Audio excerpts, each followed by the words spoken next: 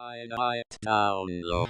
Dynamite download, your home for all positive coverage on all elite wrestling. Promo like the DMV. They're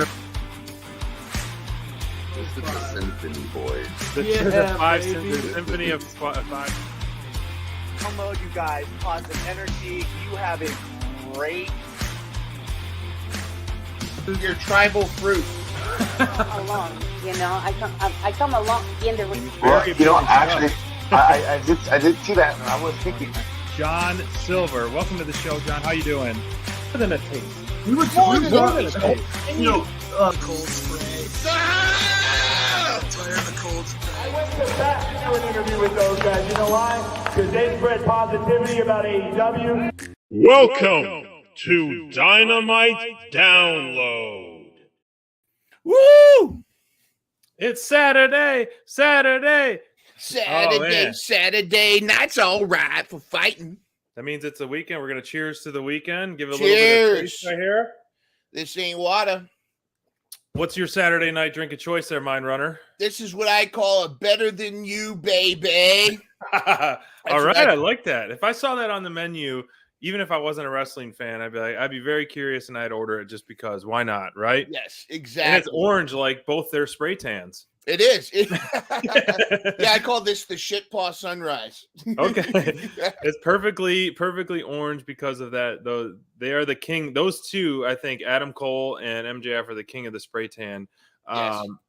Good, bad, and the ugly spray tans. But what a night, man. What a collision Yeah. night. And, I tweeted it out there, but it just feels different on Saturdays than Wednesdays. And I think we're really starting to see more and more separation between the product itself and the quality itself and just the hit of it itself. We talked briefly before about, is there going to be a brand split, which I hope there isn't. And it doesn't seem that way just based on where we're going, which it's getting a nice blend of your stay-at-home collision group and then your crossover group. So I think they're doing a great job mixing it. I don't want a brand split personally. Yeah. I'm not for that. I like the style that they're going now.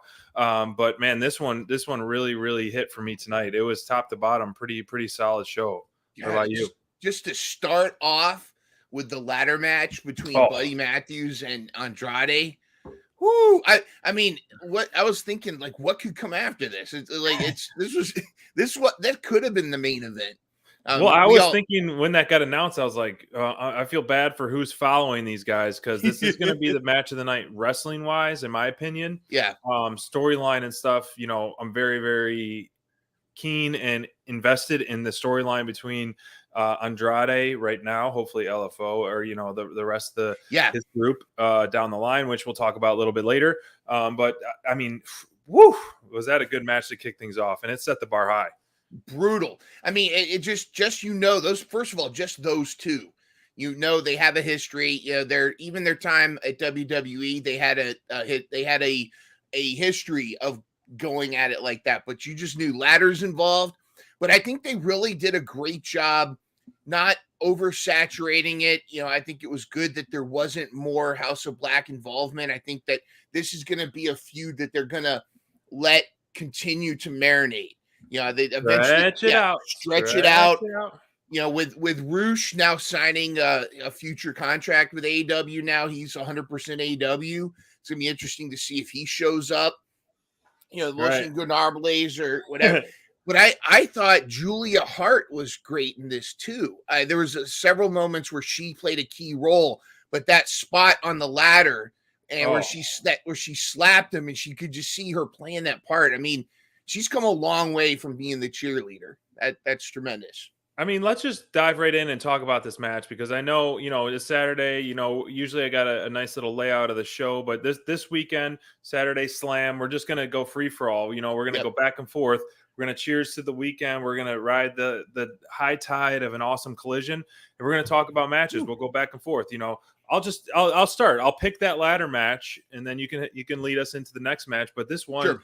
I felt like there was so many. Well, we'll cheers to that ladder match. Yeah, big time. And then I thought that there's so many well written and played out spots in this match that were just so smart, like that one you just mentioned, the Julia Hart spot where getting on his back, the handcuff spot, the picture-in-picture with the shoulder and the Doc Samsons, and obviously the huge spots. They traded big spots in a perfectly paced match. Yeah. And I think Andrade's presentation, which to me didn't need any work or didn't need to get any better, got so much better with his fresh haircut, his new ring gear, and all that. I think we know we have a star on our hands with Andrade, and Buddy Matthews was going, punch for punch, kick for kick, and backdrop on the ladder after backdrop on the ladder. Like, this one really, really hit, and I was excited for it when it got announced, and it delivered on every aspect. To me, it was an A+ match. Wow, A+. I give it 5 stars, 7 if it was in the Tokyo Dome. I echo everything you said. I mean, the spots, you could even knew the spots, some of them were coming, but until you actually saw them executed, when they were on the top ladder and they did the was it the moonsault or somersault or whatever? It almost was like a destroyer onto the other ladder. Oh yeah, the destroyer. Yep. And even the handcuff gimmick, which could have been like really kind of lame, it was done effectively. And kudos to Buddy Matthews is a freaking Terminator. I think he dislocated his shoulder. He tries to tug on the rope a little bit to try to pop it back in. Then he just runs over Doc Samson. And instead of being like, "Oh, I'm injured, we got to call the match," he goes, "Hey, Doc, can you pop it in?" Next thing you know, pop. And he just finishes the match. Like, the show must go on. And I mean, thankfully that happened, because this match just got even better after that picture-in-picture segment right there with the shoulder popping back in place. Yeah, it's like, and that was like the beginning. It was like, then he did the crazy stuff after the dislocated shoulder. Most people are like, all right, I need to take it easy. No, this dude went crazy, and both these guys went crazy. And I love the new gear with Andrade. Yep. I really thought that the Yankees baseball pants was not working for him. In fact, before Andrade just was struggling before he took that hiatus. But since he's been on Collision, and you just heard the crowd. The crowd is so over for him, or he's so over with the crowd. And I really feel like this is going to be, if they're smart, they're going to marinate this House of Black feud, stretch it out, really build it up, and it's just going to be, it's going to be chef's kiss. Absolutely, man. And I hope those guys get a nice ice bath after that, because my back was kind of cringing just watching some of those high spots on as well. Yeah. Dominic Mysterio can't do that crap. The growth that I've seen, I mean, he's always been a top-notch in-ring competitor, Andrade. And, I don't know, something about it early on in the AEW, his time, was like hit or miss, hot and cold for me. But now that he's returned, and now he's a Collider and Team Collision, or I'm a Collision guy, CM Punk's new shirt in the back of there. So I think that we're really seeing a new edge to some of these competitors, such as the Andrades, the Samoa Joes, the CM Punk. Obviously Juice has been getting an awesome spotlight. So I think it's reignited a fire under these stars. And we're really seeing not a rinse and repeat of Dynamite. It's really has been taking a huge step forward. Now, what is the next match you want to talk about? Well, so Darby Allin was looking for a fight. Yeah. Darby Allin was looking for a fight tonight, and he got one.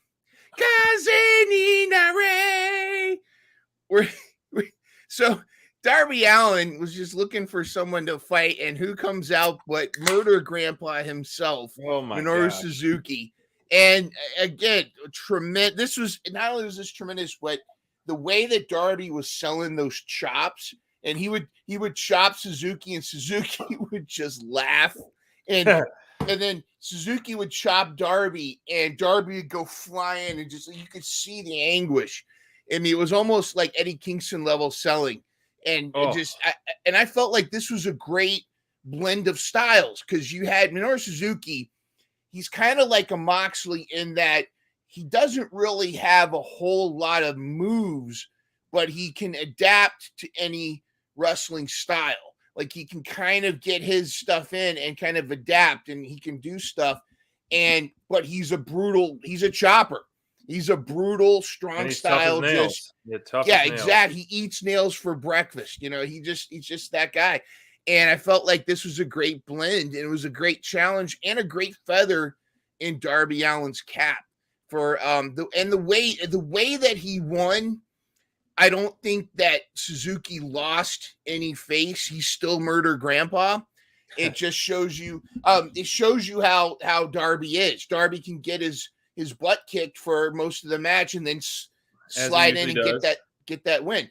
I also want to say Suzuki was quicker than a hiccup. There were a couple moves where Suzuki was almost just as fast as Darby. Yeah. There was that back and forth exchange, and he almost slid right behind him and got him. So tremendous match, great showing for both competitors, and yeah, I think that's a good. And it was great selling when you heard his music. Darby was like, "Oh no, be careful what you ask for." The Honky Tonk Man taught us anything. Don't beg for anybody from the locker room to come wrestle, because open challenges are risky. You never know who's going to go through those doors. And Suzuki is one of the toughest guys, as tough as they come.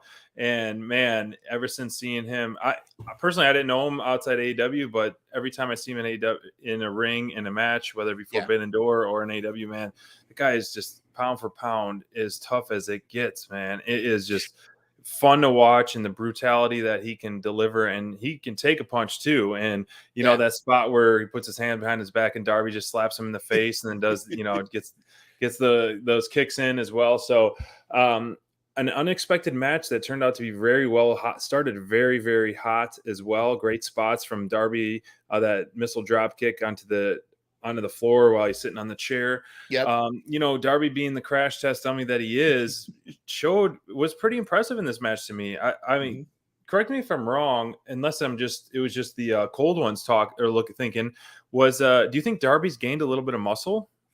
I think it could be. He still looks like he's still tiny, but he looks like he's getting more rounded out in certain areas. I think he's getting what Full Tilt Deb calls this, that guys get their man spread. It's like when guys go from being a boy to a man, it's this thing she calls man spread. Yeah. And it's just a thing where you kind of cross over from having, not boy fat, but that boy skinny kind of thing. Okay. I think he's starting to really fill out into the wrestler he is physically. And I guess the short answer is yes. I think he has developed some muscle, but it's not at the expense of his speed, where, you can see some people get that bulk up. Obviously, they go from being the skinny guy to bulking up. He's not that level. Right. But he's actually, I think he's closer to his wrestling figure in Fight Forever, because that animation had him a little bit more on the juice than his actual self. But yeah, I think so. And I think he's had to bulk up a little bit to kind of step up to the next level. He's never going to be a Brian Cage or a Sean Spears. I mean, I'm just kind of, different levels of, physiques. But it would be nice if, someone the likes of Darby and Adam Cole just bulked up a little bit to make us a little bit more believers in terms of in-ring strength. But that's a whole nother topic on another time that Crayfish and I go down the rabbit hole about. But this match, wouldn't be without saying, it's not a Darby involvement without, the TNT champ himself, Christian Cage, aka Luchasaurus. I was hoping we'd get a little bit of Christian Cage on there, and it doesn't seem like Luchasaurus has been bothered at all. We're not getting any kind of head tilts or anything. I think he's just kind of along for the ride on this part, but it's only a matter of time, I feel like, before he kind of maybe speaks up or gives us a little, something where it's he's starting to get aggravated. But right now he's just letting Christian Cage run his course and letting him be the co-champ that he is.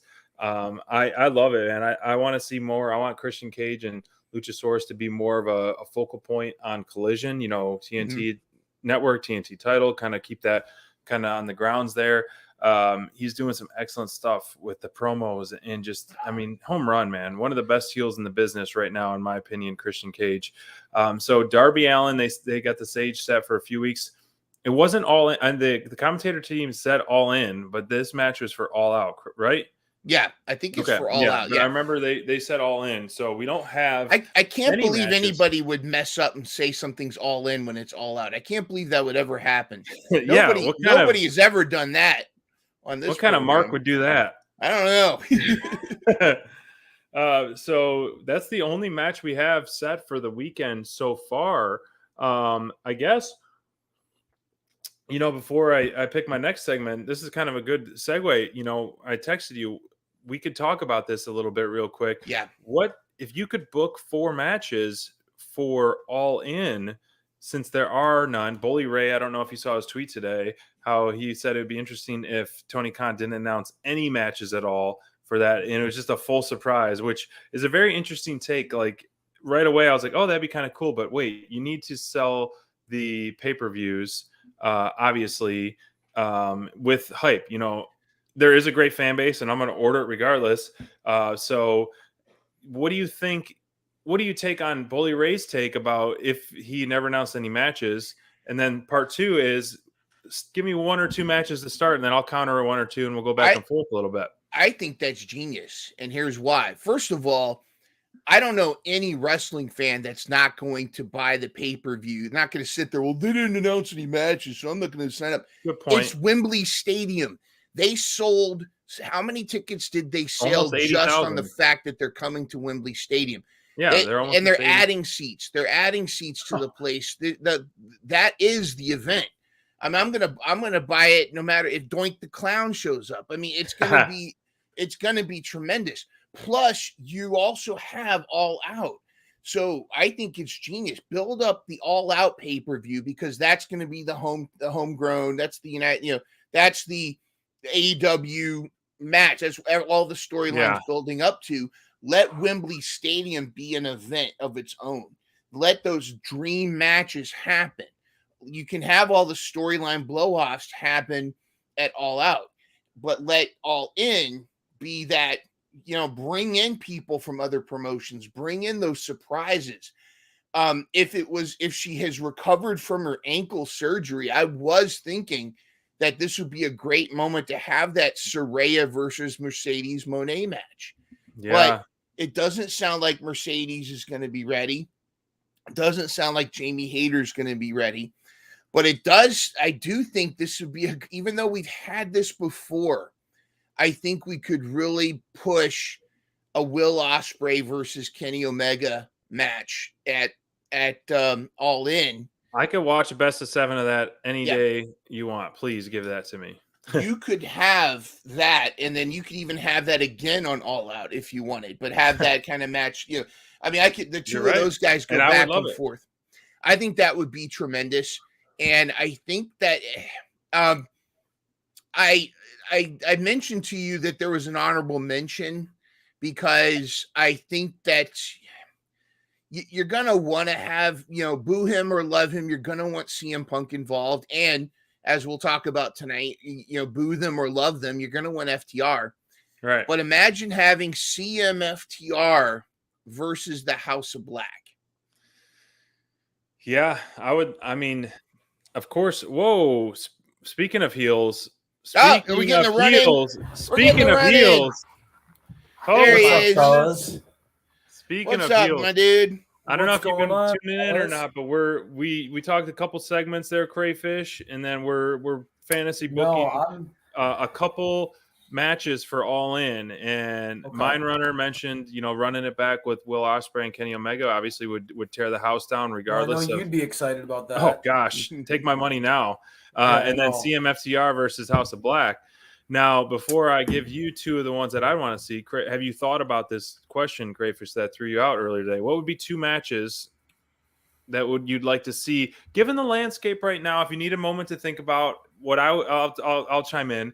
My main event, or either co-main event, is what I mentioned before, and I'd stand by it. Would be a Jericho Kenny Omega, which would kind of tie things into the OG Day One AEW. Of course, we're kind of seeing this old Don Callis family stuff, and still feuding and kind of angry with Kenny Omega. So There was rumors online of Jericho and Ospreay. Personally, I don't want to see that. I think Ospreay's on another level with in-ring capability. He needs someone to match him, like a Pac, like a Kenny Omega, like a Phoenix, like someone that kind of agility. Jericho has still got it in the ring. He's not slowing down, but Ospreay's running at 100 miles per hour. Jericho's maybe running at, the speed limit right now, and a little over it.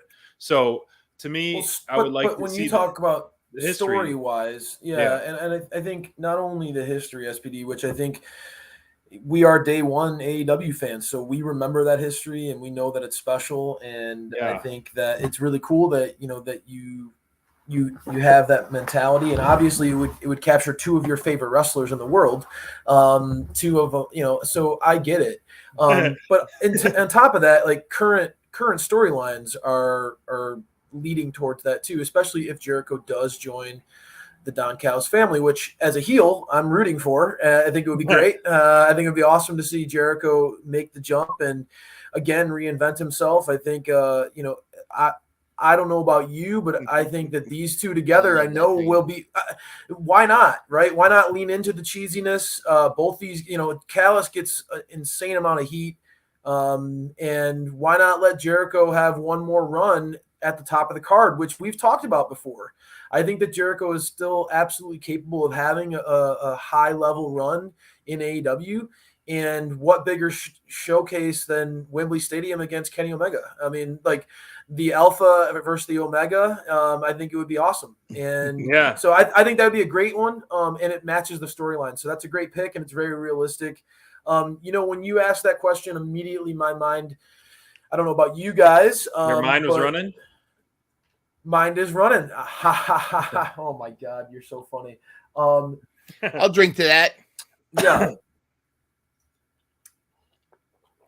I think my mind immediately goes to, like SPD, yours went to your favorite wrestlers. So mine went to what will they do with the Bastard? Mind Runner, can you give me an imitation of the Bastard for me? You do a good Bastard. Oh, I see. Crayfish has made his wee running. There he is. The Bastard.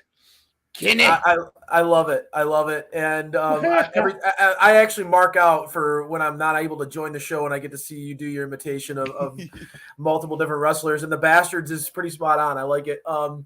But my mind went to where do we book the Bastard in England, right? I mean, he's going home, and he's a big deal. And I know that SPD, you and I, you've come on the Pac train, but we have a group chat with our buddies. We have a group chat with our buddies' mind, and one of our buddies, he recognizes what I see in Pac as far as his in-ring performance. The guy is probably the best seller.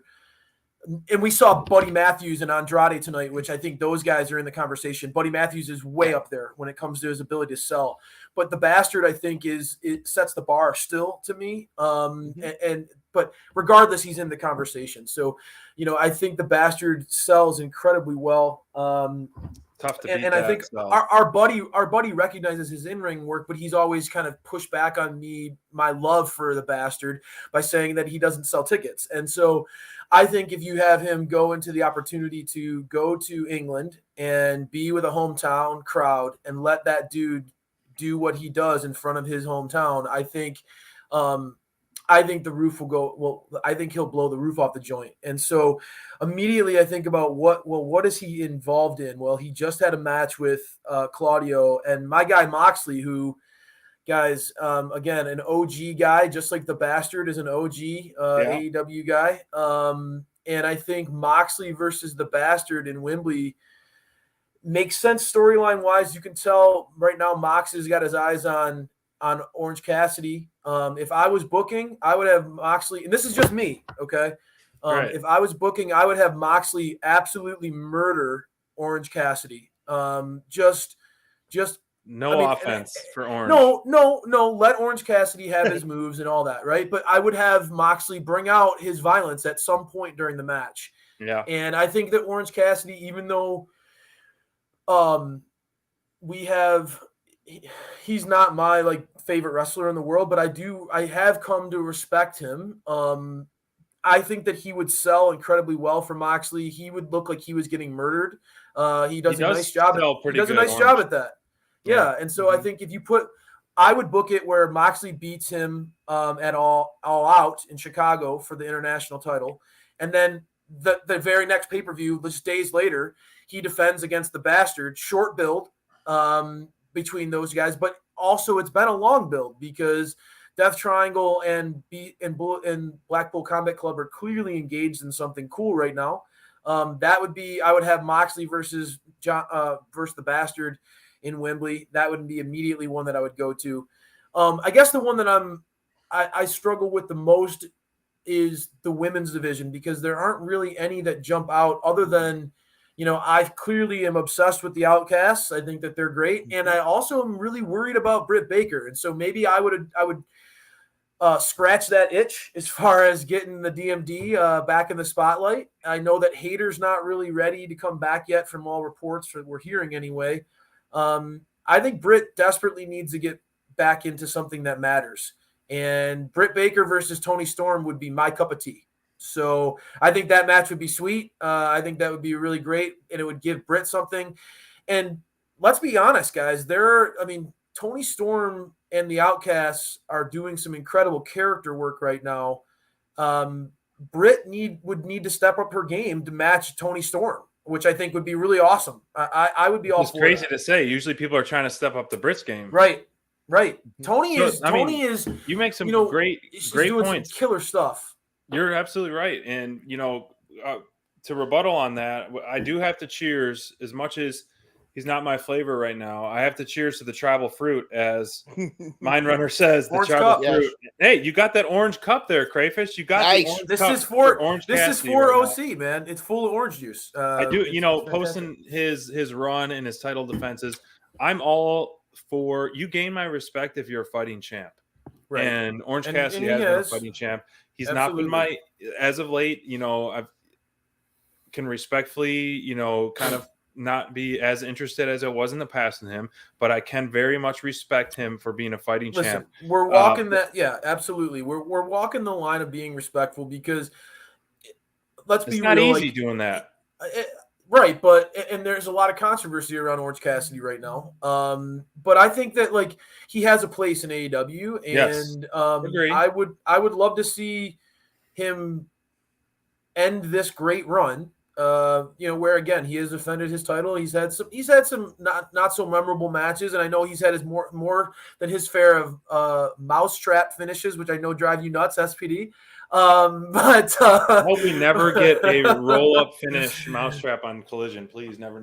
Yeah, but I think it would be great. I think it would be. Yeah, it'll happen. But I don't know. What about you, Mine? What were some of yours? Because I just named two. I would definitely book Britt Baker versus Tony Storm, and I would book the Bastard versus John Moxley for the international title. What would be something that you book? Well, I mentioned earlier the Omega Osprey, and I had an honorable mention CMFTR versus House of Black, but I had on my main list the way I was going to deal with Pac, because absolutely Pac's got to be there. You have to. I think, and I like the idea. I think Moxley's got to be the one to squash the tribal fruit.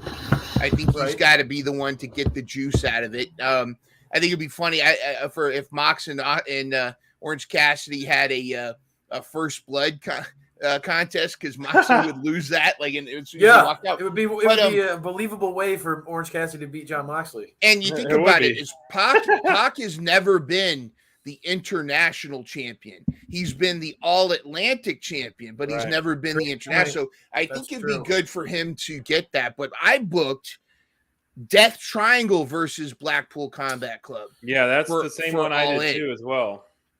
Yeah, that would be sweet. I think that would be that, because the way I see it is All Out is the actual AEW pay-per-view that you're going to build to the stories. All In, and we were talking just before about Bully Ray's comment about not announcing any of the matches for All In and letting it be just kind of a surprise, because you've already sold the tickets. I mean, you've already pretty much sold the pay-per-view at this point. You maybe hint at one or two, but just the pop of hearing, you could have the Death Triangle versus House of Black, or Death Triangle versus Blackpool Combat Club. And I think as a I don't want to call it mid card, but like one of the earlier That's matches. fair, though. I think that's fair. Yeah. I think one The of the crowd would be earlier wild for matches it. should be Vikingo versus Swerve Strickland. I think if you had two of those guys, give them a chance to have a Swerve spotlight. Swerve is definitely involved in some interesting storylines right now, and so there's still, as SPD's pointed out, 4 weeks until this moment. So it's like there's a lot that could happen. Swerve, the trajectory of his character changed pretty much drastically this last week, right? AR Fox comes into the fold, and all of a sudden he's got a great feud lined up with Darby Allin.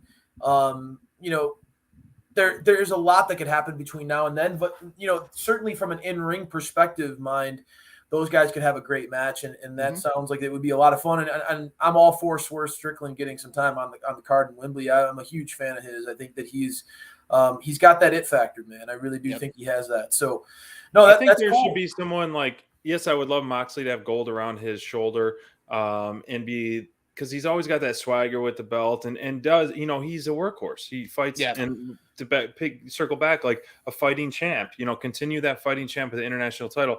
But I almost want some kind of fresh face that is internationally recognized to hold the international title now that they've rebranded it. So, who would that be?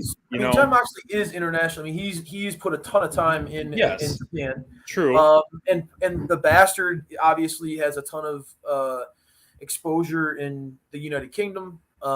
So, those guys both fit the bill. And now that Orange Cassidy has had a lengthy run, I think that Moxley potentially taking that title to New Japan at some point would be really fun. It could open a lot of forbidden doors. He could have some great matches and further build the prestige of that belt, because good point. This title has gone a long way. And we do have to give credit to Orange Cassidy. This title does have more. I think just the fact that John Moxley and the Bastard are even in conversation for potentially being that champion says a lot to me. I mean, John Moxley is one of the guys in this company. He is one of the alpha guys in this company without question. So I think that adds something to it. I don't know. Mind, you seem a little you said something that stuck out in my mind, and I now have an issue, not with you, with what they've been doing with the international title. It's the international title, and yet Orange Cassidy has defended it in the United States and Canada. But he hasn't really gone international like Pac did. Pac would go to house shows and defend it. He would go to, he would go all over. And I think we need that. And you're right. We need an international champion that could defend it. Like the AAA title gets sometimes defended. Well, walk through in who have been the champions so far. We've had Pac was the inaugural All Atlantic. No, yeah, yep. All Atlantic, yeah, not the Mid Atlantic. Yeah, it's been Pac, and then who beat Pac? OC. That was it, right? Beat Pac. Has that been it? Yeah, I think so. Wow, that's a short time. Well, he's had almost a 300-day run, and the belt is still fresh. Yeah. So, that's a great point to have the traveling title. Else. I thought maybe Miro was in the title picture, but you're right. Like Moxley is the type of guy that could go to Japan and do it. Yeah. He could show up at AAA. He could show up in England. He could be that traveling champion. Pac is another one that could do that. Yeah. And there are certain talents in AEW that could be that international champion.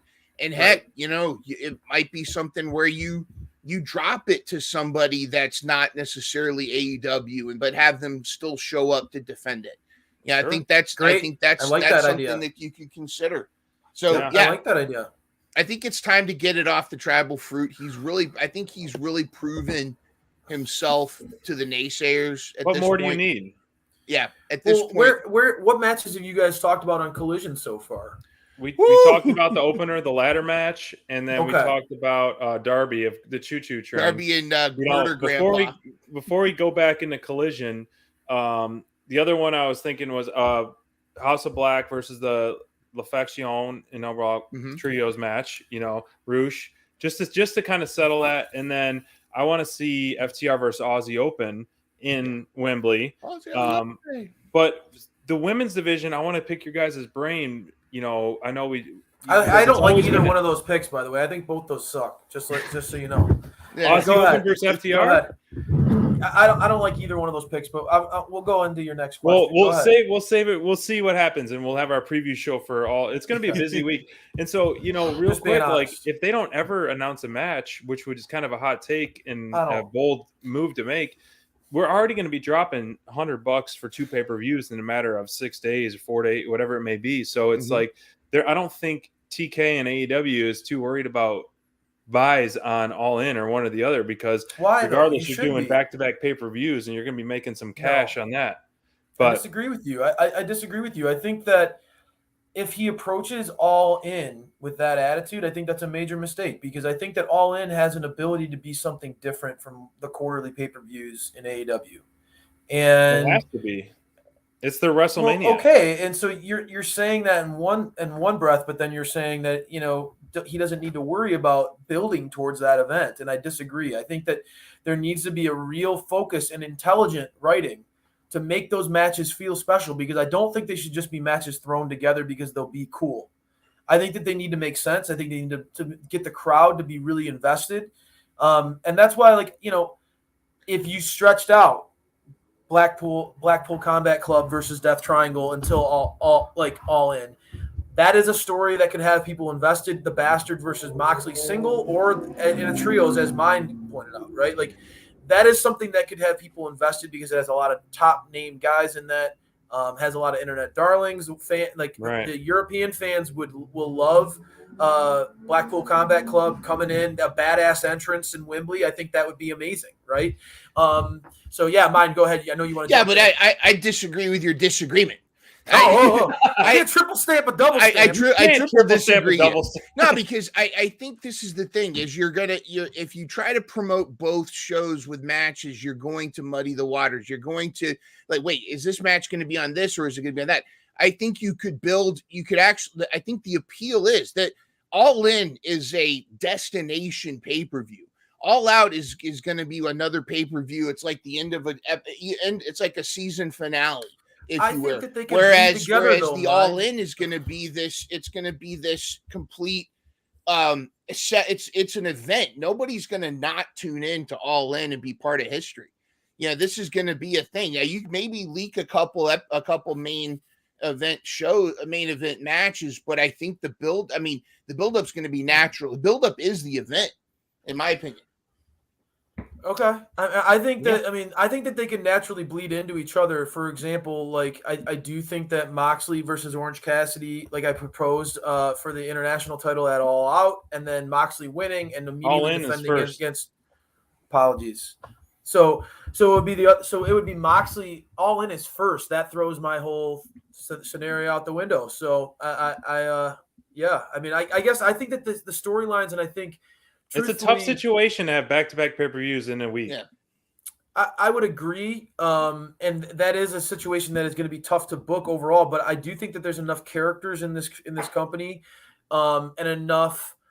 I think at this point, with how good Collision has been, I do think that there's enough TV time between now and then to make matches make sense, I guess.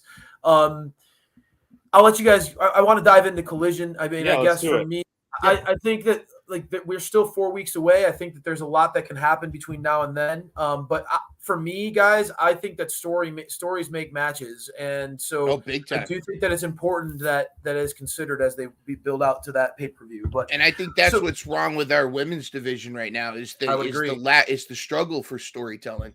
If I could do a shameless plug, I've got a hot take on my channel about the women's division and how there's so much talent that's just that just isn't getting the TV time or the story time. They've had this Outcast story just waiting to just continue to happen, but it just seems to be stagnant at this point. Do you think that that's obviously it was white hot when Hayter was around, and I think Hayter's injury unfortunately kind of derailed that story, right? But it shouldn't, because you should always be ready to pivot.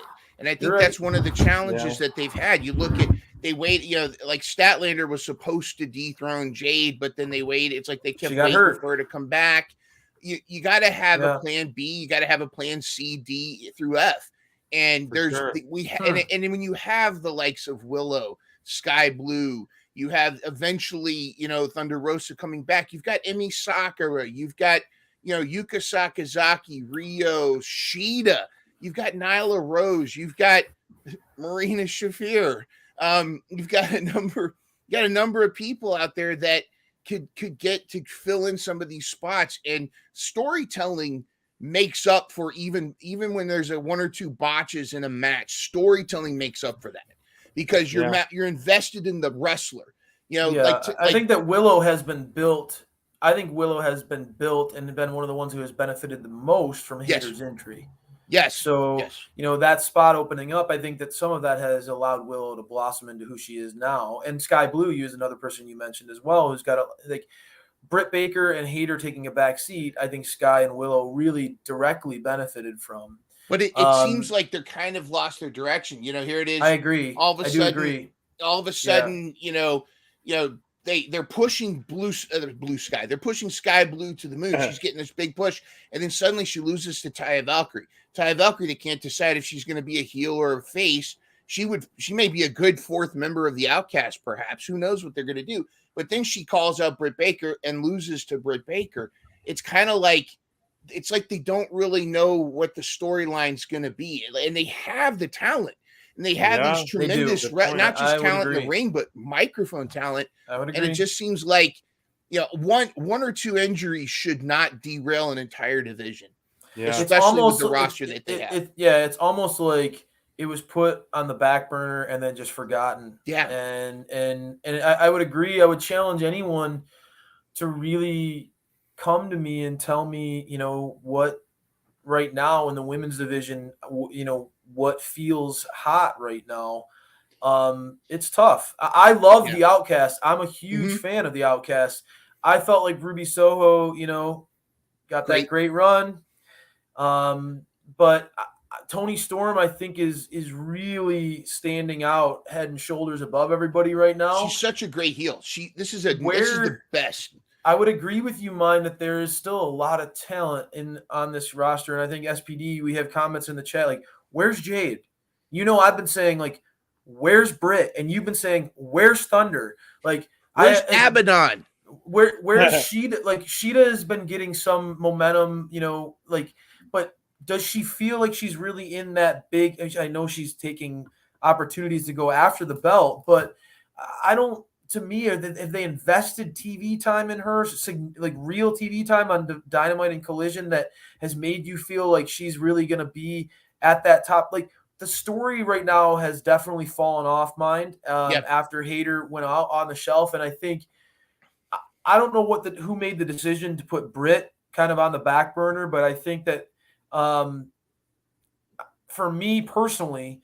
I don't think it's a coincidence that the division feels like it doesn't have direction, that it's struggling a little bit with that buzz, and Britt herself is in the same scenario. I think Britt right now, I love, I'm a huge Britt fan, but her character doesn't feel like she has any sort of purpose right now, and I think that the AEW desperately needs to address that and fix that quick. You know what? And I think. Yeah, go ahead. I think the cure for this, and this is actually coming from Full Tilt Dev, she had this idea. I was eye rolling when they announced it, but we got out of the random tag team tournament, we got Adam Cole and MJF as one of the most over tag teams in the history of AEW. Yeah. I think it's time. Force it. Women's tag team tournament, tag team titles, no 2 girls, 1 cup thing. You got to have the tag team titles, but you randomly put people together. Now, imagine Britt and Thunder on a team. I would love it if it would happen, but it just doesn't seem like the timing is right. When is the thought timing I right? felt though? like Yeah. back when the whole Outcasts were running strong and just beating everyone up, that's where you really could have had the save. But I think it would have been I mean, I would still support it if it happens. There's a lot of work that needs to be done to really have a successful women's outing for All In and All Out, in my opinion, because we're kind of just in treading water right now, and there's I would really agree. not much going on. And as you guys are talking and listening to you, yes, I love the whole group 3-on-3 type of thing, outsiders, but because of the women's division and storylines is so thin right now, I feel like you need to split them up. You need to have like maybe a Saraya singles because of a hometown, and then a tag team with Tony and Ruby just to spread it out versus who, I don't know yet, but the like I said, treading water. I would put Saraya. Right now. I would put Saraya and Ruby in a tag match, maybe, and then I would build to Tony versus Britt. I don't know. That's my call. I don't know what else they would do. I don't feel like anybody else in the division is ready to step into that big moment other than Britt. They just need to really address where her character is headed right now. Yeah,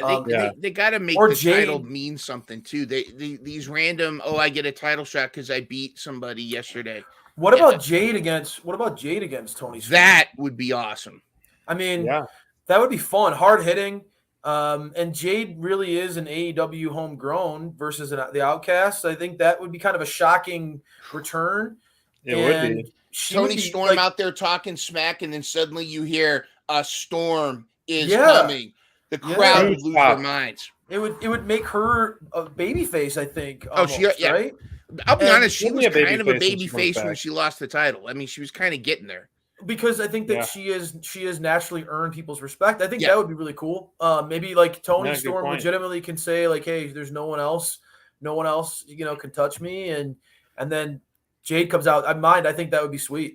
A storm is coming. I like it. Yeah. One thing that I wanted to talk to you guys about that I wanted to jump on. One of the main reasons why I wanted to jump on this post-collision show was I didn't want this episode to escape without us just talking about how awesome the Bullet Club Gold team is and how great the Guns and Juice Robinson are together. I knew that Austin Crayfish. I knew it. I knew that they would be so good together. Their energy, their vibe, that entrance. Putting him with the Guns in their wraparound entrance was tremendous. Putting him, he was so natural with them. Juice was vibing to that entrance so much. You could tell he was always vibing. He's great. He was feeling it, dude. That was so good. And these guys just their natural fit together, man. I love it. We're natural marks for the Guns. We have been for a long, long time. It's great to see these guys in a faction that I think just oozes coolness. I think that it's like me personally when this came in together, I was like, dude, you got to pair Austin and Juice, and I think Colton and Jay are a perfect match together. They kind of both have that cool, calm vibe to them.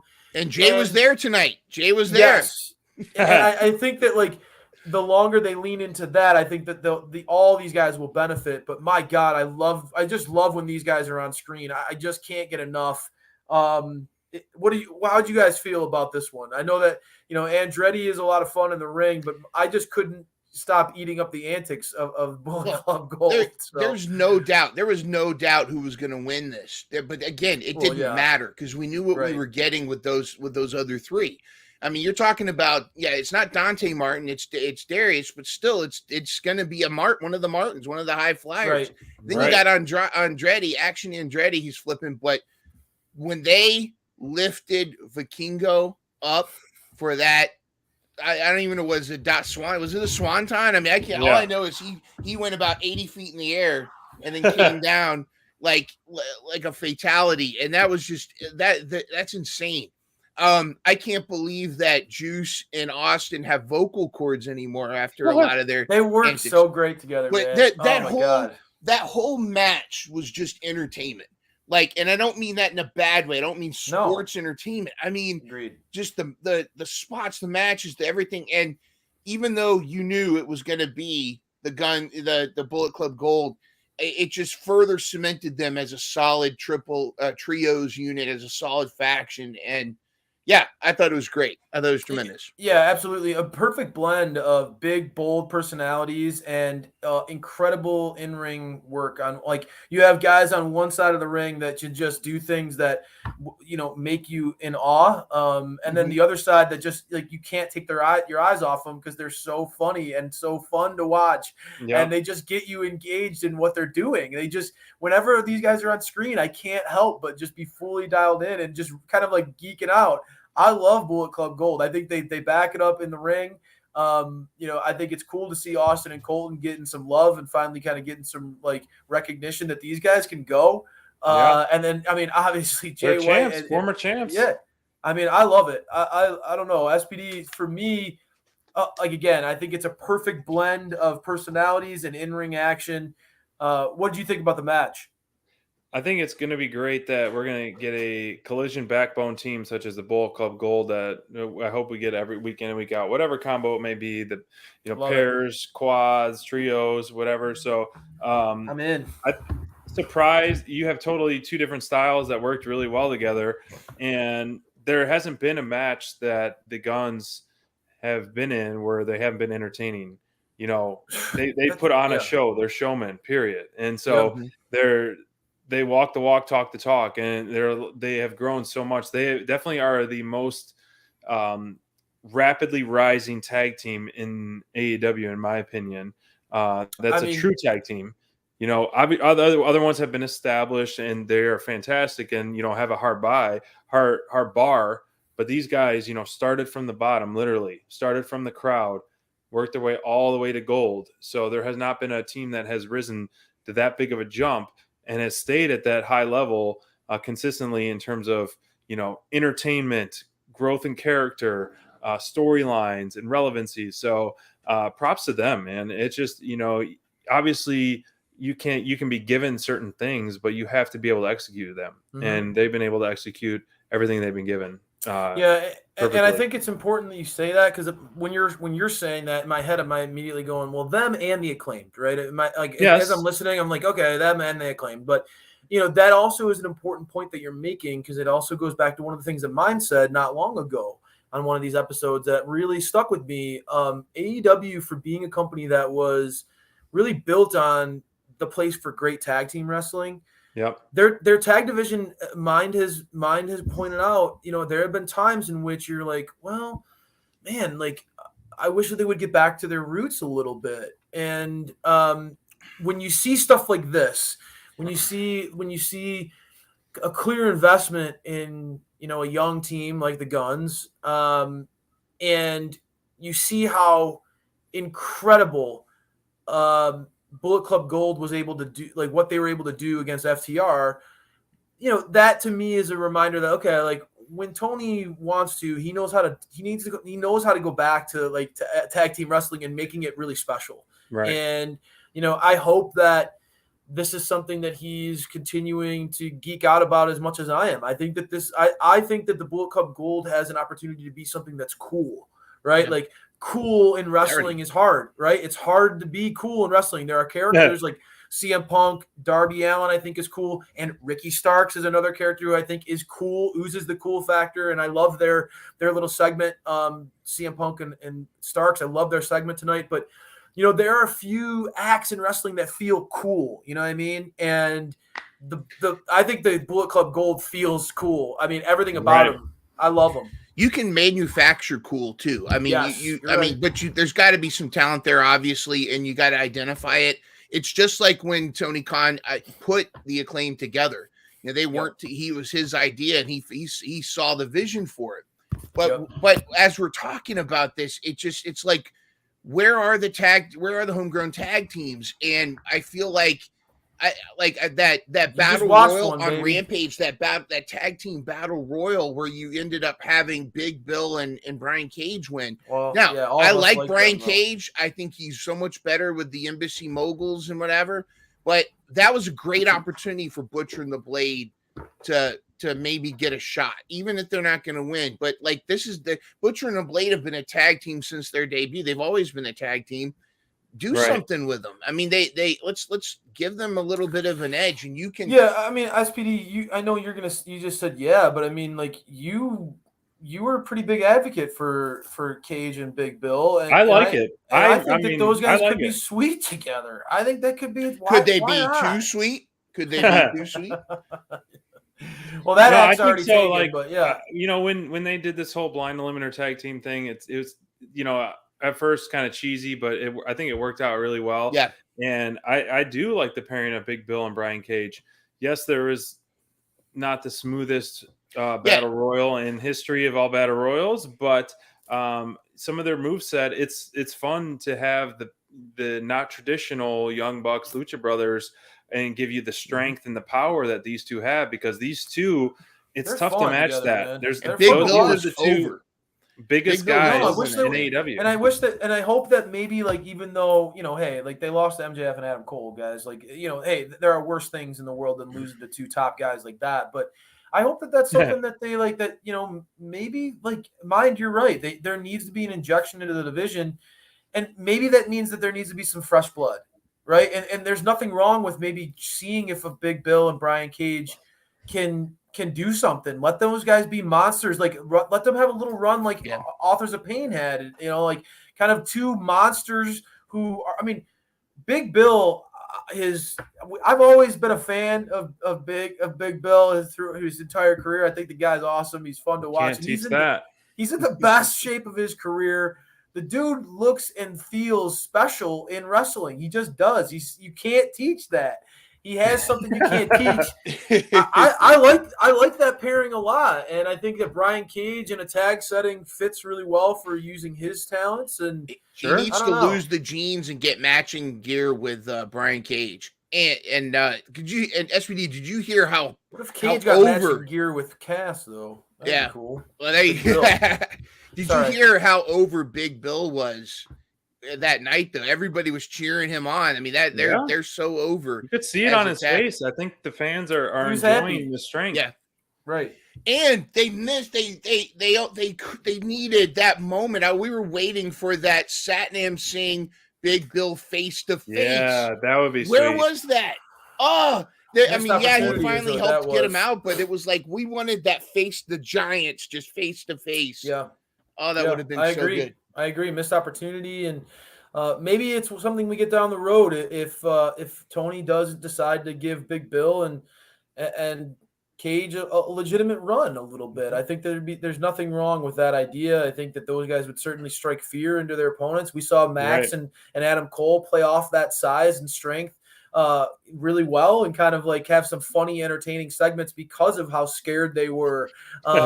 So I think it would be cool, and I think that AEW needs to have some big men on the scene, because with Lance Archer kind of not around anymore, Wardlow on the shelf, you know, right now it's Luchasaurus, who is just kind of co-champ with Cage. I was trying to come up with a clever way of describing his run with Christian, who, my God, is Christian great. Oh my God. Gosh. So, you know, let's shift back to Collision. A few more topics before we wrap for the night, but you know, the biggest, you know, elephant in the room was the CM Punk. You know, Santa Claus had his red bag out there, and he opened it up and gave us all the presents at Christmas in July.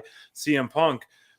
So this one, I was almost like jaw dropped for a lot of the stuff he was saying, and I thought this was a fantastic promo and really tell me when I'm telling lies type of thing once again. And it's no wonder why he calls himself the best in the world. I mean, the guy doesn't miss a beat on the mic, and I loved how Tony Schiavone was holding the mic the whole time for him too, even leaning down like when the mic was low and stuff.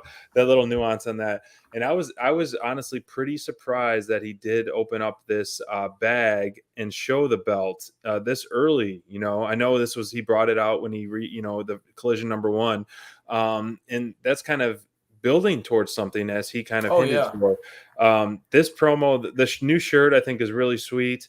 You know, he's throwing haymakers at MJF. He's throwing haymakers at the locker room. He's throwing haymakers at clearly the Young Bucks. They're the elite. And so it's making for good TV. It's giving us all at home the smart marks, you know, popping at home for sure, because I was popping. And, you know, what do you make of this promo? And then, you know, him spray painting his belt that he never lost. Let me preface with this is what he has to have promos like this. He has to be CM Punk, and like for all, but if you notice that the crowd was mixed, but As which it has wasn't been, yeah. he wasn't getting plays off completely it. booed, but he wasn't getting completely cheered, and I think that's exactly where you want that's exactly where CM Punk wants the crowd. He wants you boo me, cheer me, whatever. I'm here. And I think that's great short term. I think what he did was great. It's building value in the match. It's building value with Ricky Starks. Ricky Starks was great in this promo as well. Yeah, it was. He held his own. My fear, and again, we don't know legally what they have to do, but I don't want this to turn into a Raw versus SmackDown thing. I don't want this to turn into and they haven't really done that. Like we've talked about earlier, it's been a good blend. Like MJF and Adam Cole showing up on Collision, and people showing up on Dynamite. It's just they're pushing this term, hey, colliders, which that's kind of a little bit lame. Calling people colliders, and are they going to try? Are we going to be miters on Dynamite? Are we going to be the Dinos versus the colliders? I mean, I hope we don't go that direction, and I just feel like a divided roster creates division, and it just I don't know. But having said that, you can't deny CM Punk's mic ability. You can't deny his promo skills, and this is what he needs to do to push the brand that he's on, Collision, push it forward. And so I felt like that was the right thing to do. It created so much hype for Ricky Starks and CM Punk, and I think that's great. And if this eventually, whether CM Punk retains or not, if this eventually builds towards a unification of titles down the line, I'm all for it. Yeah, Max versus Punk, both belts on the line, would be pretty epic. You could save that for All Out, and that's in Chicago. That would be so epic. That's where you get Max back to be true a team heel, would be in Chicago beating CM Punk. Yeah, that would be pretty awesome. That would be really the catalyst for Max to take another leap in his title reign, which I think that'd be pretty cool. I'd be all for it. I wish it was farther down the line, though. Like if you did that, it would be smart booking in Chicago, but I want this build, if there is a build, to the MJF CM Punk. Bigger and longer. I think it needs to not be All Out. I think you need to have Ricky Starks versus CM Punk at All Out, and then you have the unification way down the line, possibly Revolution, because you want to build value in what CM Punk was selling. You want to build value in that belt too. I think CM Punk needs to defend it a couple times, get a couple wins. Yeah, I would agree. I like that idea, Mind. I would agree. Get a couple wins and get one. I mean, I think going over Ricky Starks with the way Ricky's been trending, I think it's really nice to see Ricky, I think, stepping up to the plate. He clearly feels more comfortable as a heel. His character works a little bit more as a heel, allows him to be not so aw shucks, but really lean into, I'm better looking than you. I dress better than you. I'm smoother. I talk better. He can lean into that kind of the attitude, and it's making his character pop more, I think. That Creole charm, baby. Yeah, and to a point where he stood toe to toe with Punk tonight, and he did really, really well. And that's a huge compliment, because I think Punk, as you said, SPD, has not missed a beat. Punk is a special dude on the mic, man. There are very few who could cut intelligent promos like him. Like you said, so many shots that were just so smart, just so interwoven into what he had to say without being overly obvious. He had those little jabs that make you want to hear everything this man has to say. He's so good at what he does. He really is a difference maker, and makes me want to be a collider. I love it, man. I love Punk. I love what he brings, and it's tough for me personally, just because he is such a controversial dude. And there are instances where he's not necessarily always my favorite person either. But sure. I think that it is undeniable that he makes this company more fun to watch. He just does. And I'm all for it, man. I'm all for it. And I think Collision is crushing it right now with him kind of waving that flag, pulling all the colliders into mind. He's not afraid of a war against the Elite, and maybe maybe that would be fun. I think maybe one day if the Elite represent Dynamite and Punk and his crew represent Collision one day to a sort of a Survivor Series style showdown at one point, I wouldn't be against that. I wouldn't be against Punk and FTR going against Kenny and the Bucks. Yeah, I hope so. Or I mean, you think about it with me personally. I wanted them to lean into it right away when he got here, but I'm glad that they didn't, and I hope that it's something. Too, yeah. I'm glad. I hope that that's a carrot that dangles down the road that eventually we get to see. I personally, and I like what Punk did. He had some really funny shots at the Elite without making the whole promo about them, which I thought was great. So, do you think there's talking to our other, Nate Hawk, do you think CM Punk has a lot of writing involvement in Collision? It's very possible. He planted the seed that he thinks that he might be part owner, and that might be something. He's trying to run a business here with that quote and all that. So, do you think there's? And Darby said recently, he's with anybody who's ride or die with AEW, and Punk's ride or die with AEW. I mean, I think that would be interesting, and it would make things how complicated all this has been make a little bit more sense, Yeah. Well, but I got to tell you, the Collision is not just with CM Punk. Collision is such an awesome show. Yeah, it is. It's my favorite show on television right now. It's not close. And this on television, period. Collision is my favorite show that I look forward to every week now, and it's not really close at this point. I'm a Collision guy. Right. I'm a Collision guy, and one of the main reasons why is because my favorite tag team, since probably I was a little kid, FTR is featured heavily on this show, and I think that they just bring that little kid out of me every time I watch them because they make me love pro wrestling. They're so old school. I love what these guys bring week in, week out. Now that AEW is it seems like the contract stuff's been worked out with FTR to a point where Tony is really investing in these guys and letting these guys bring their lunch boxes to work every week and put on clinics. Just put on absolute clinics week after week, and it's just such a treat to watch them perform. I was firmly behind FTR in this match. It wasn't even I'm so close. glad they won, even though it wasn't necessarily like the strongest finish. The story played out better in terms of essentially taking being the sacrificial lamb, MJF for Adam Cole to continue that bromance of the summer, as Nigel said, which is pretty cool. Is funny. I think it was very interesting that.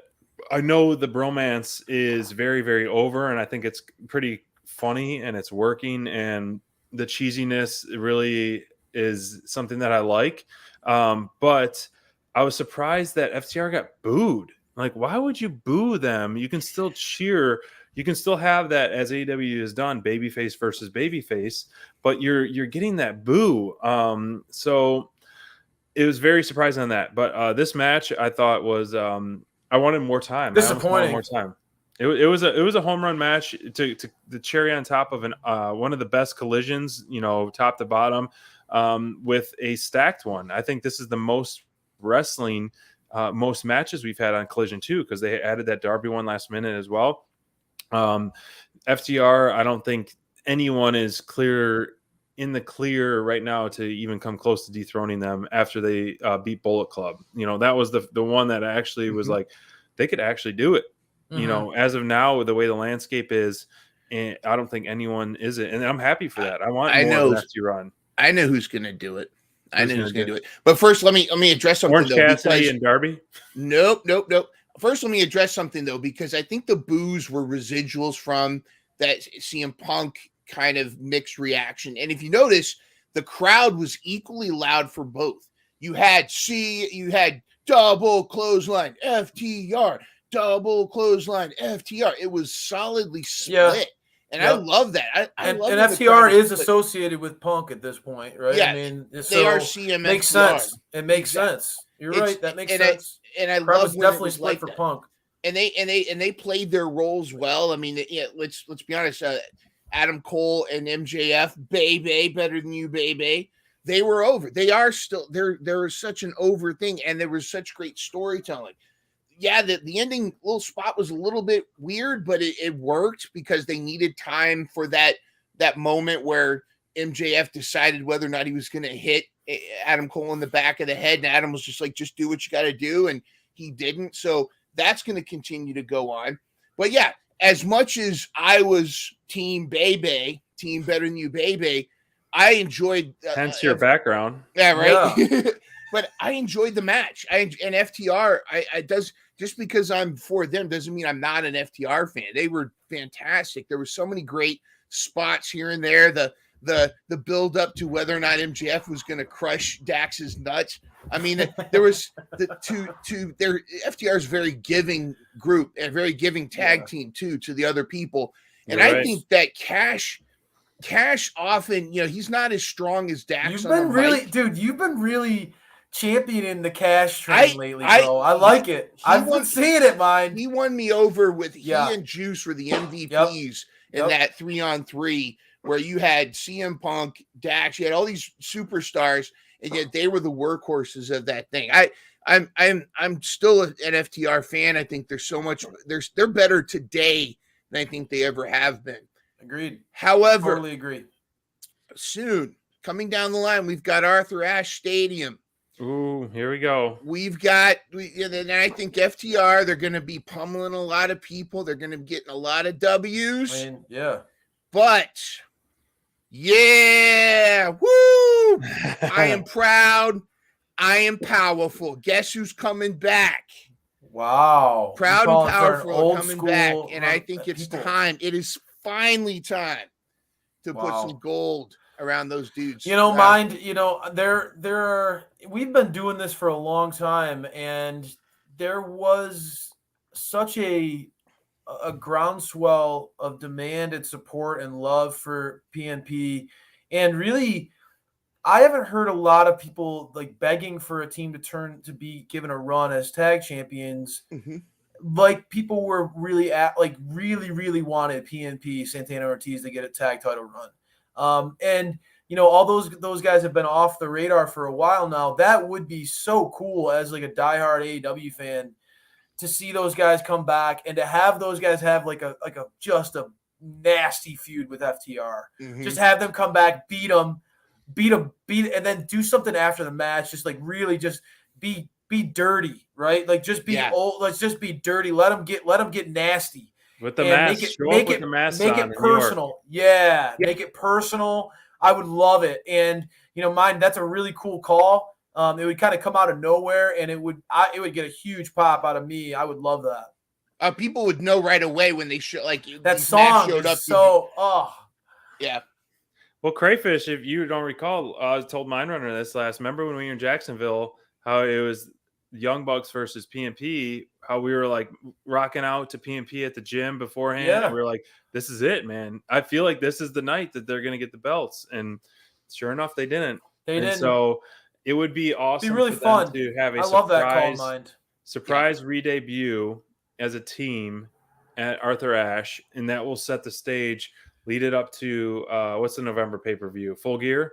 Mm-hmm. Yep. Full Gear, and that will be, you give us that 2-month build, a month and a half build, perfect timing, and then versus FTR, and I think that would be a lot of fun. And I mean, that would be the pop of the night in Arthur Ashe. But you go back to this main event, I feel like you can keep riding this tag team because clearly it's hot, selling t-shirts, it's fun for the crowd. You ride it. Feels like the Rock and Sock through connection All a In. little bit. Let's have Adam Cole and MJF have a tag team match at All In. The crowd would go crazy, and then he turns on them at All In, and then that's where he really gets back to his sleazy heel. Then they have that one-on-one match, at All Out, and so you set up kind of 2 matches back to back that really love it. Can solidify a card pretty well. So I think that's I don't know who they'd fight at All In. It doesn't really matter too much, but the crowd will go crazy for it. But that it'll just, lead up to that singles match that MJF promised Adam Cole. I love it. I think it's a great idea. I would book it like where me personally, I would. It's interesting because like the Young Bucks in relationship with Adam Cole would kind of make for a fun Young Bucks versus Adam Cole and MJF, where Roddy is trying to. Yeah, where does Roddy come into play? Roddy's trying to talk sense into Adam Cole, and he Kyle O'Reilly. Kyle O'Reilly, and that would be a blast too. I mean, if he's ready to come back, I certainly love Kyle O'Reilly's in-ring work and miss him. That would be great to see. What else? So back to the main event, like now that FTR has kind of closed this chapter of the tournament, obviously they're going to Big Bill and Brian Cage, and I can't imagine those guys dethroning FTR, but having 4 matches, and what was the stat? Was it 3 matches in 4 weeks or 4 matches in 3 weeks? FTR, something like that. Regardless. Well, when you count the 2 out of 3 falls match, I mean, gosh, that's you throw 5 matches in 10 weeks, shoot. Who do you want to see really contend for the tag team titles after Big Bill and Brian Cage? Like, do you want it? Like, is there a team that kind of stands out? Well, I mean, I like Mind's idea a lot with PNP. When it comes, but that's to September. That's true. What other teams are in the mix right now? Mind? Well, are there any that come to mind for you? I know this is exactly hitting your point, your concern with the division. Right. Hardy's. Hardy's is one. That's true. The Butcher and the Blade. What about running the Young Bucks back? I mean, they could always do that. I think within the short build or leading short up of a to, build. No, I mean, you could do it. I think that it's would one of work. those matches that doesn't need a build. It's like that. Those are bitter rivals, right? Then that would be a big match. And I think like the Young Bucks would go over do the for job. them and do the job for them, because as controversial as the whole brawl out has been, I see in my lenses right here, I feel like the elite behind the shades and the Young Bucks are not afraid to go over. Even as EVPs, I feel like they're not afraid to go over for the talent. You mean put other people over? You mean put other people over? They're definitely not afraid to go over. They definitely aren't afraid to go over. Yeah, I'm wearing my Young Bucks shoes right now. They love going over. What about? I feel like they are pretty selfless in a sense of doing the job for a lot of talent, and I don't think they're as egotistical as maybe they may seem. So I feel like you could set that build because there's no direction for them right now after the blood and guts that is going to be awesome. Yeah, and I think that would be perfect for either pay-per-view. Yeah. And a loss by the Young Bucks not necessarily hurt them. I feel like there could be a pivot afterwards if that could be the step one. You can't have because I feel like another loss to if it was the Guns or the Blackpool Combat Club or some of these teams can't afford another loss, loss to FTR. Where the Bucks Acclaimed. Right. The Acclaimed can't lose. No, the Bucks could, and it doesn't hurt them at all. This right? could lead going. This could lead PNP. The bridge to the CM Punk type of feud. Oh yeah, it could. So if the Young Bucks and FTR are in the ring together, obviously there's got to be some. I feel like Dax is smart enough guy to be like, give your balls a tug. Let's talk this out. Give your balls a tug. Yeah, come on, guys. If we can work together, why can't you work with Punk? Exactly. Right? So it's agree. Only inevitable that 2 top teams get back in the ring together and then kind of hash it out. SPD, I got the tag team for you. Wayne and Shorzy. Yeah. Wayne and Shorzy. Crayfish, I don't think you watched that show, Letterkenny. It's a pretty funny show, bro. It's so funny that it's so weird. That's a total sync. My wife pulled that show up on a trailer randomly on YouTube today. I was like, hey, I think that you would like this show. We should watch it together. And I was like, this does not seem like a show you would like. Why? Like, it was so random that she showed me the trailer today. So that's a total sync that you guys are talking about Letterkenny. My wife literally, while I was fixing something in the bathroom, she came over and brought my phone over. You're giving your balls a tug. I was giving my balls a tug. She brought my phone in and was like, hey, you should check this trailer out. I think we could really get into this show. So that's really funny. That's a very weird Let thing. us Maybe know I'll have if to you watch it. My wife doesn't really care for that humor, but I think it's absolutely funny and written really well. And it's fast paced. You got to really pay attention to the one-liners. That being said, there is a funny wrestling scene, the opener. You've seen that one, Mind Runner, where they go back and forth? Yeah. about the cold open. I think I've sent it to you before, Crayfish, but Yeah. it's a funny show. But we're Which- derailing, I say. Well, I was Yeah, going to say that it's easy to derail. disappointed me because they, I was expecting them to show up in Canada because like they're such wrestling fans and That's a on the good show. point. But I don't know. But Maybe Hulu some other is day. partnership with NBC and Peacock and WWE, right? Oh, I guess, yeah. Whatever. all Anyways, politics. That's true. You're right. The politics. it's a bummer, Yep. boys. Like I'm not going to be able to go. I was supposed to go to Collision next weekend, but work came up blew in it. my hometown. I could have walked to the dang arena to see CM Punk versus Ricky Starks and FTR versus Brian Cage and Big Bill, and then Mercedes Steamboat. Martinez and Statlander going one-on-one there. How do you feel, Ricky Steamboat? What kind of role do you think he plays in that match, Mind? I think he's going to be fair. I don't think he's going to do any heel things. I think CM Punk's going to retain, and I think Ricky's going to start stuff. But yeah, there's no way you have this. I hate to say this, but gimmick belt change hands by Ricky Starks at this point. But I think Ricky Starks' stock has risen over the past few weeks, and it's fun to see because obviously he was over and all this, but the character change back to team. This has helped a lot. I think the stock rose, and I'm back again on the Starks train. Not that I was necessarily fully off, because we have been supporters of him for a long time because we've seen the potential, and he's lived up to a lot of potential. And right now, being in the ring and feuding with the best in the world, it's showing what he can do and how he can handle. I loved his line about finding someone from down in Stanford. The crowd popped for that. So like he's witty and he can cut the promo and he can hang with the best in the world, as we've seen. So I like this. I like this feud so far. There's no way, the commentators, he's like, Ricky Steamboat has always called it down line. He's always been the best fair, and he always did this. So that tells me, I don't know if they're just, calling a spade, or is there's going to be some shenanigans going on there. But if you start playing hot potato with a gimmick belt, then you run into some deep waters that you don't want to try, like the FTW title. Yeah. Jungle Boy's gonna go on a long run with that thing, bro. That's gonna be awesome. I can't wait. That's like the participation trophy title. You know what?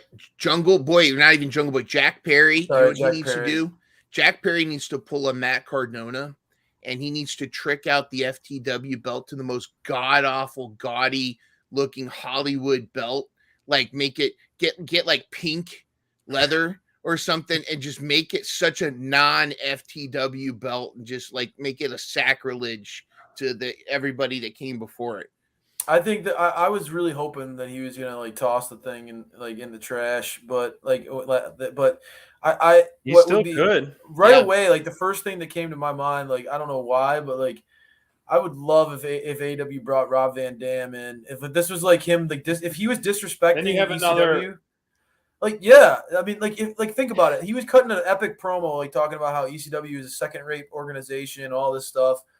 So then, like, it would be really cool to me if he like beat Jerry Lynn and was disrespectful. And Jerry Lynn and RVD had a pretty sweet feud in ECW. Actually, that could happen because he's not fighting Jerry Lynn. He's just face to face.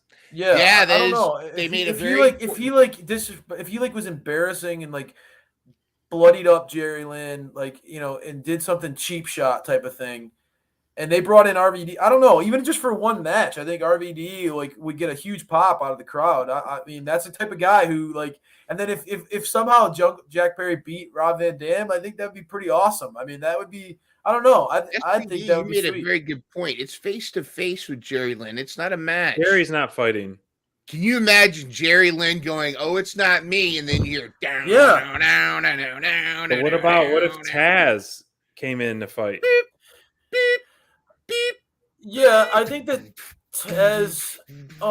I loved Taz was cool, man, and it would certainly add a personal element to it, right? Because Taz has been taking it very personally. Yeah, I mean, that would be an easy thing to do. I just was like, my mind right away went to RVD and how cool it would be if RVD came into AEW. Tony's been known to do some cool stuff, like one night only type of bring people in that are special. I think that'd be kind of cool to have RVD. I know he would get a huge pop, and it would be fun to watch that match. But yeah, Taz certainly makes sense storyline wise too. And he's been taking it very, very personally. I don't know if you want to dabble in like Taz getting physical, given that he's a commentator on Dynamite. I don't know if I like that or not.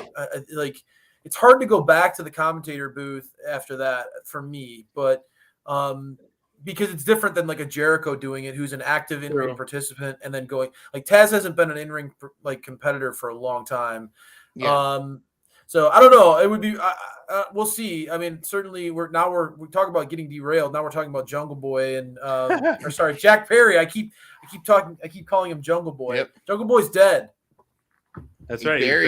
He's been buried. Yes. So well, guys, this was a busy week in AEW, especially adding Collision, over the last, over a month. It's, 3 nights of wrestling in 4 days. And so it makes for a jam-packed week in AEW. And this one, it's a good way to end the week with a fantastic live show. Collision's great, and it was a home run, and it's leading to even more and more stuff. And I know it's the AEW way, but it is just still surprising to me that we don't have anything set other than Darby Allin versus Luchasaurus / Christian Cage set for the upcoming pay-per-views. There's a 3.5 week span that AEW has home run shows that it's almost like this is where we can elevate our stock to an even higher level. Mm-hmm.